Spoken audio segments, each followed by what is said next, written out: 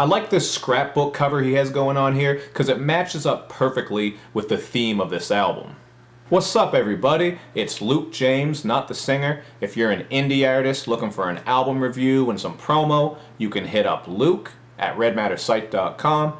And what I have for you boys and girls today is a review for Kano's newest album, Made in the Manor. And a lot of you guys have been asking for me to review some UK hip-hop, so I figured what better place to start than with an artist that I'm already familiar with, because I did used to listen to some old Kano back in the day, mostly his Home Sweet Home album and his Beats and Bars mixtape, and I thought this album right here was pretty damn solid. He definitely comes through with some great content, but one of my biggest complaints is that the production can be a little bit dull at times. For example, there's the song Little Sis, which is just very slow and dreary, with Kano flowing like molasses about his lost sister. The song Strangers, where we get some minimalistic piano production, and Kano is going into detail about rekindling a friendship with an old friend of his. And the song T-Shirt Weather in the Manor is another pretty basic piano production, and he's rapping about sunny days in the manor, like they're having barbecues and the ice cream truck is out. And then in the third verse he goes a little bit deeper into how his success has made some people salty about it because he just wants to put on for where he's from, but you know how people are, they sometimes get jealous.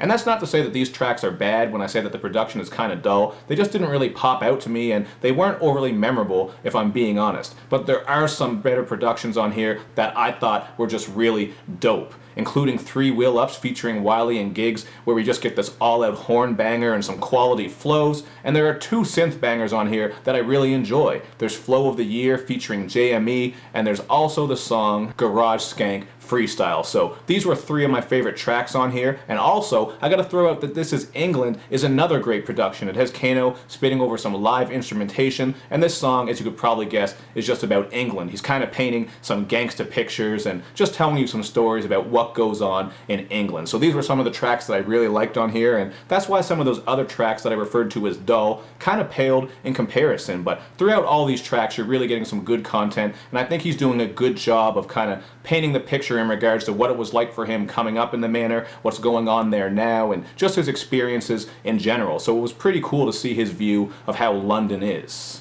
But at the end of the day, this album for me was just a very mixed bag. I think people from the UK or people who are heavy into that scene might appreciate it a bit more than me because they'll probably understand more of the references and the slang, and they'll also probably have more of an appreciation for those classic style grime tracks, Hail and New Banger, which are just very frantic, loud, kind of grating and in your face, which is what the grime style is kind of known for, at least as far as I know. I mean, correct me if I'm wrong, I'm not fully versed in grime music, but I do know a little bit about it, and sometimes those beats can be pretty scratchy and heavy and crazy, especially if you look at some of Dizzy Rascal's old music like Fix Up, Look Sharp, I Love You, and just songs that are kind of in that same vein. So at the end of the day, I gave this one a 3 out of 5. I definitely think it's worth checking out, but again, it is a bit jumbled and all over the place, so there are a good handful of songs on here that I like, but also a lot of shit that I'm going to skip over because the piano production, just that slow piano production on a lot of these tracks does get monotonous and a little bit tedious. But that's just what I thought about this one.